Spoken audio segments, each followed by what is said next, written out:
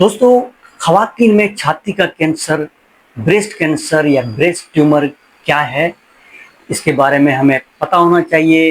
ये क्यों होता है, इसके काजेज़ क्या हैं, इसकी वजूहात क्या हैं, इससे कैसे बचा जाए? सबसे पहले ये है कि इसकी कॉजेज़ क्या हैं।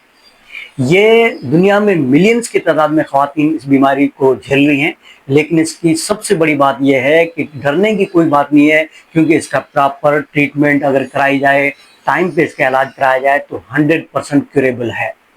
अब आते हैं इसके काजेज़ क्या हैं।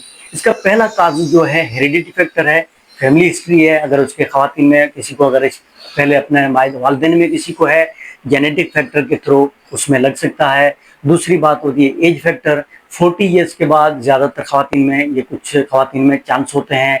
तीसरा आता है हार्मोनल डिसबैलेंस या हार्मोनल प्रॉब्लम होता है।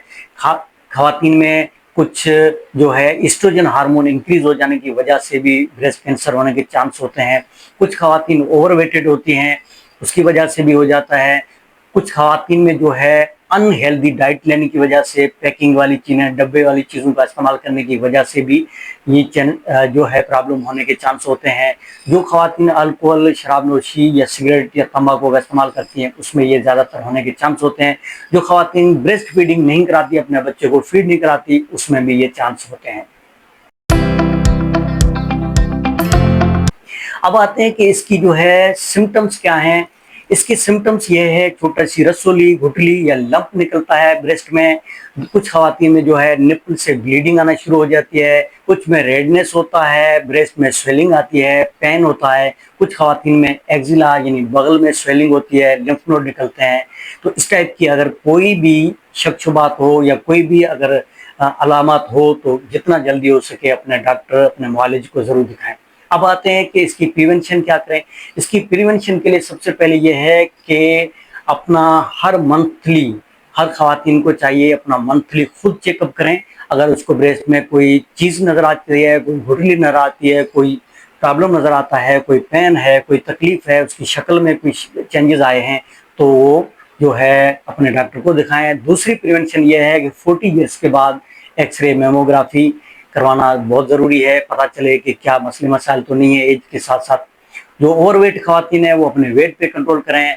अल्कोहल, शराबनोशी या जो तंबाकू वगैरह का या सिगरेट स्मोकिंग से अवॉइड करें ख़वातीन, इससे भी इस चीज़ से बच सकती हैं। अपने बच्चों को कम से कम 6 महीने तक ब्रेस्ट फीडिंग कराएं, अपने फीड कराएं, तो उससे भी इस बीमारी से बचा जा सकता है। और ख़ास तौर पे ख़वातीन को चाहिए कि उसमें कैल्शियम या विटामिन डी की कमी होती है, तो विटामिन डी की सप्लीमेंट्स या टैबलेट या इंजेक्शन का इस्तेमाल करें। डेली एक्सरसाइज करें, अपने आप को वेट बेहतर करें और पैकिंग वाली, डब्बे वाली इस टाइप की चीज़ों से अवॉइड करें। ये है इसकी प्रिवेंशन। उसके बाद आते हैं कि इसकी जो डायग्नोज कैसे हो। अगर इसकी डायग्नोज के लिए सबसे बेहतर ये है कि अगर उसको कोई इस टाइप की चीज़ सिम्टम्स में मिल जाती है, तो अपने डॉक्टर को दिखाएं और ये पता चल जाता है उसमें अगर कोई चेंजेस हैं, कोई प्रॉब्लम आया है, कोई सिम्टम्स इस टाइप के हैं। दूसरा ये है कि एक्सरे, मेमोग्राफी करने से पता चल जाता है। अल्ट्रासाउंड ब्रेस्ट कराया जा सकता है।